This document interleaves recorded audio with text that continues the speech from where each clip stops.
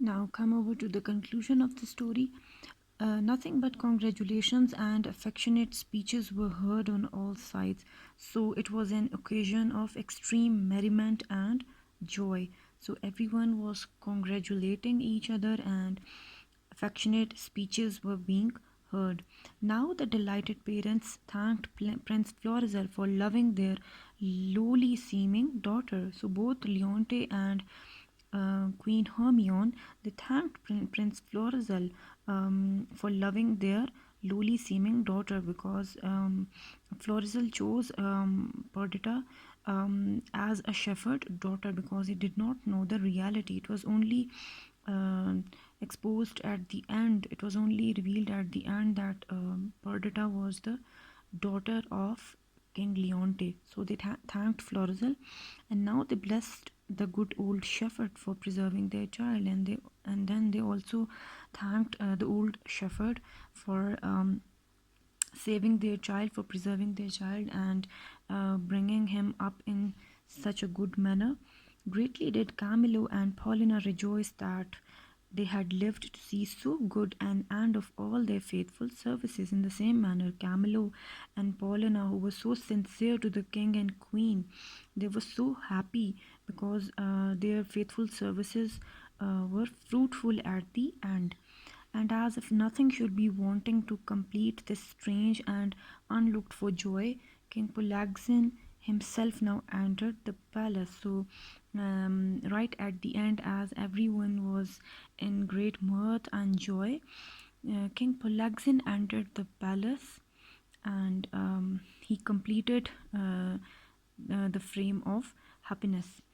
When Polagzin first missed his son and Camillo, knowing that Camillo had long wished to return to Sicily, he conjectured he should find the fugitives there.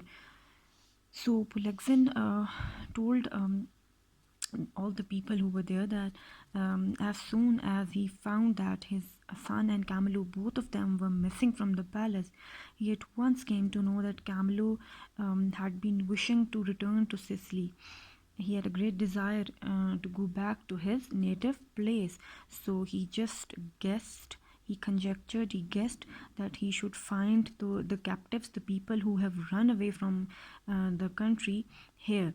So, following them, what happened?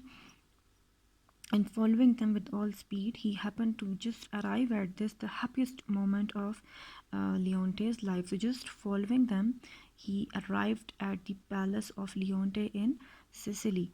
Polexen took great part in the general joy. He forgave his friend Leonte the unjust jealousy he had conceived against him, and they once more loved each other with all the warmth of their first boyish friendship. So Polexen also participated in the celebration which was going on, and then he also forgave his friend Leonte for his illogical jealousy, and then their friendship was again restored, and there was no fear that Polagzin would now oppose his son's marriage with Perdita. Now, of course, Polagzin had no objection of his son with Perdita, as he came to know that Perdita was his best friend's daughter.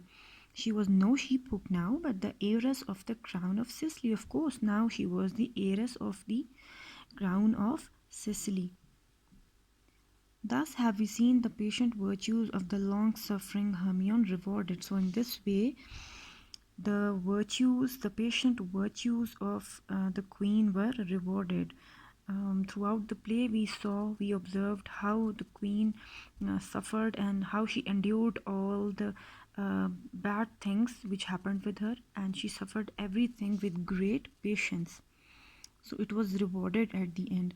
That excellent lady lived many years with her Leonte and her Perdita, the happiest of mothers and of queens. So for the rest of their life, and the queen spent a happy life with the king and her lovely daughter, and she was the happiest of mothers and of queens.